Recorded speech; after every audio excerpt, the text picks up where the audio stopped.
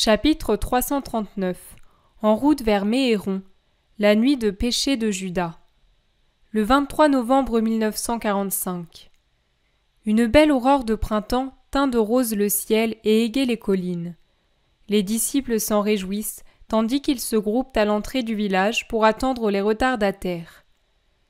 C'est le premier jour où il ne fait pas froid, après les chutes de grêle, dit Matthieu en se frottant les mains. Ça devait bien finir par arriver, c'est la nouvelle lune d'Adar, s'exclame André. Tant mieux, si on devait aller sur les montagnes avec le froid des jours derniers, remarque Philippe. Mais où va-t-on ensuite ? Demande André. Qui sait, d'ici on va à ces fêtes ou à Méhéron. Mais ensuite, lui répond Jacques, fils de Zébédée, et il se tourne pour poser la question aux deux fils d'Alphée. Est-ce que vous savez où l'on va, vous ? Jésus a dit qu'il veut prendre la direction du nord, rien de plus, répond laconiquement Jude. Encore une fois ? À la prochaine lune, on doit commencer le pèlerinage de la Pâque, dit Pierre sans beaucoup d'enthousiasme. Nous y arriverons bien à temps, réplique Jude. Oui, mais sans repos à Bethsaïde. Nous y passerons certainement pour prendre les femmes et Marziam, répond Philippe à Pierre. Ce dont je vous prie, c'est de ne pas vous montrer ennuyé, paresseux ou autre chose. Jésus est très affligé. Hier soir, il pleurait. Je l'ai trouvé en larmes pendant que nous préparions le souper. Il ne priait pas dehors sur la terrasse comme nous le pensions, mais il pleurait, dit Jean. Pourquoi ? Tu le lui as demandé ? Demandent-ils tous. Oui, mais il m'a seulement dit « Aime-moi, Jean ».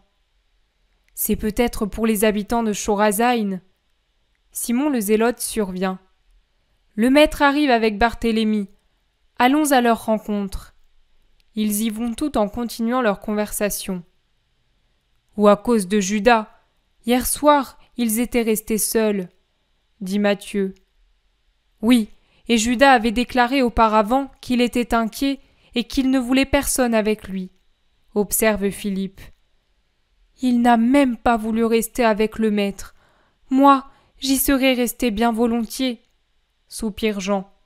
Moi aussi, renchérissent-ils tous.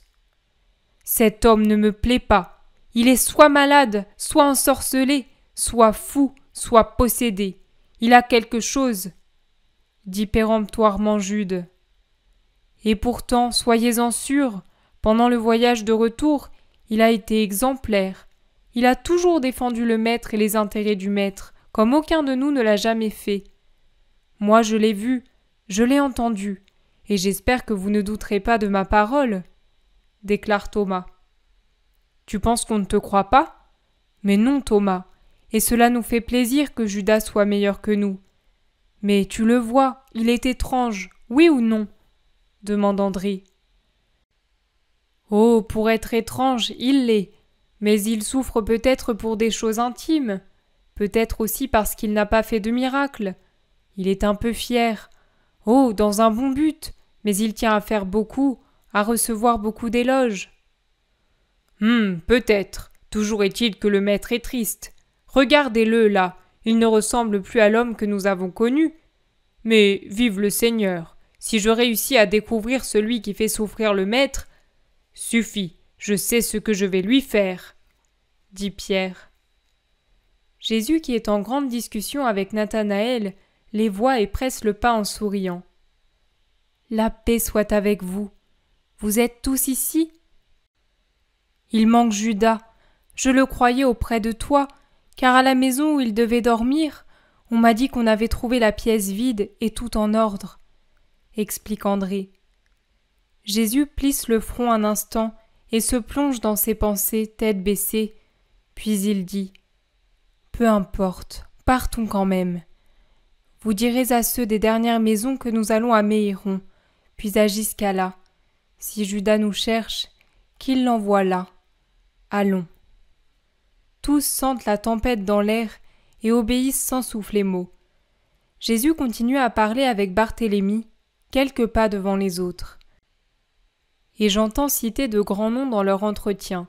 Hillel, Jaël, Barak et les gloires de la patrie qui passent dans les esprits et les conversations, ainsi que les commentaires admiratifs sur les grands docteurs, et des regrets dans la bouche de Barthélemy.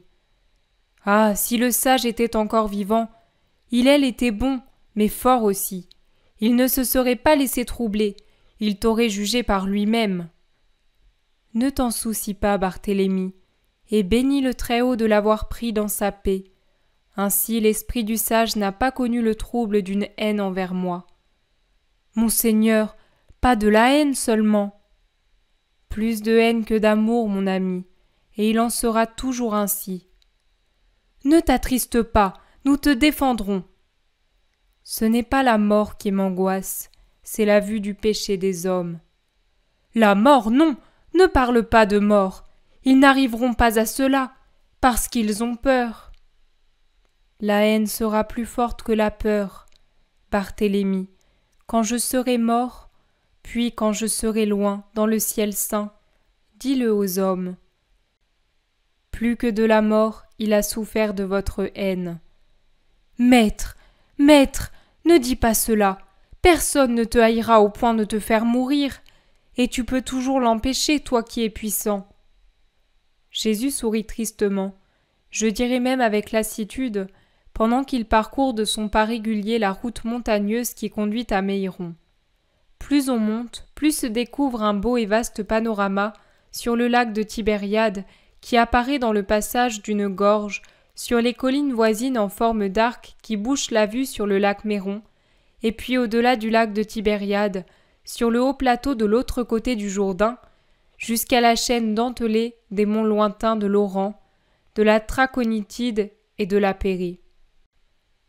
Jésus indique pourtant la direction nord-nord-est.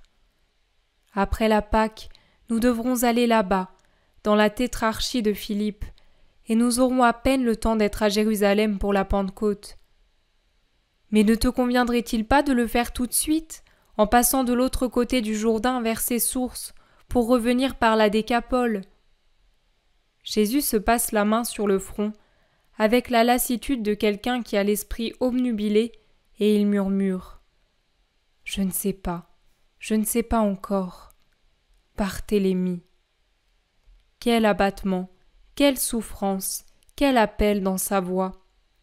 Barthélemy se penche un peu, comme s'il était blessé par ce ton étrange et nouveau chez Jésus, et il dit, rendu haletant par son amour, « Maître, qu'as-tu ? Qu'attends-tu du vieux Nathanaël ?»« Rien, Barthélemy, ta prière, pour que je voie bien ce que j'ai à faire. Mais on nous appelle, Barthélemy. Faisons une halte ici. » Il s'arrête près d'un bouquet d'arbres. De la courbe du sentier, les autres débouchent en groupe. « Maître, Judas nous suit en courant à perdre haleine. » Nous allons donc l'attendre. Effectivement, Judas apparaît bientôt au pas de course. « Maître, j'ai tardé, je suis resté endormi et… »« Où donc, puisque je ne t'ai pas trouvé à la maison ?» demande André étonné. Judas reste une minute interdit, mais il se reprend vite. « Oh, il me déplaît que ma pénitence soit connue. J'ai été dans le bois toute la nuit pour prier, faire des sacrifices. À l'aube, le sommeil m'a vaincu. Je suis un faible, moi. Mais le Très-Haut aura de la compassion pour son pauvre serviteur. N'est-ce pas, maître ? Je me suis éveillé tard, et je suis encore tout courbattu. » « Effectivement, tu as le visage chiffonné, » observe Jacques, fils de Zébédée. Judas rit. « Bien sûr, mais j'ai l'âme plus joyeuse. La prière fait du bien. La pénitence rend le cœur gai et aussi humble et généreux. Maître, pardonne à ton imbécile de Judas. » Et il s'agenouille aux pieds de Jésus. « Oui, lève-toi et partons. »« Donne-moi la paix par ton baiser. Ce sera signe que tu m'as pardonné ma mauvaise humeur d'hier. Je n'ai pas voulu de toi, c'est vrai, mais c'était parce que je voulais prier. » Nous aurions pu prier ensemble. Judas rit et dit « Non, tu ne pouvais pas prier avec moi cette nuit, être là où je me trouvais. »« Ça par exemple, pourquoi donc ? Il est toujours avec nous, et c'est lui qui nous a appris à prier. Rétorque Pierre étonné. Tous rient, mais pas Jésus.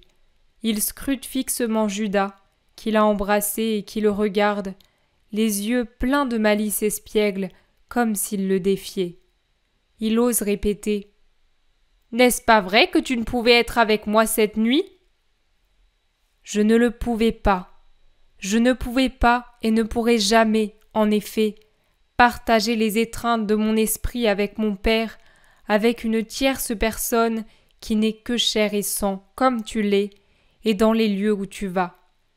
J'aime la solitude peuplée d'anges pour oublier que l'homme est une puanteur de chair corrompue par les sens, par l'or, par le monde et par Satan. Judas ne rit plus, même des yeux. Il répond sérieusement. Tu as raison, ton esprit a vu la vérité. Où allons-nous alors ?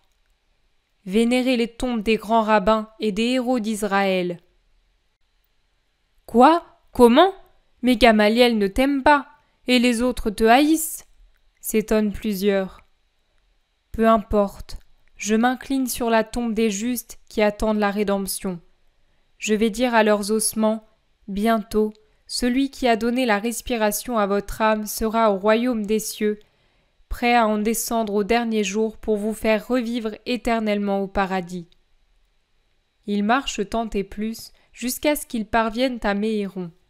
C'est un beau village, bien tenu, plein de lumière et de soleil au milieu de collines fertiles et de sommets boisés. Arrêtons-nous. Dans l'après-midi, nous irons d'ici à jusqu'à là. Les grandes tombes sont éparses sur ces pentes dans l'attente du réveil glorieux.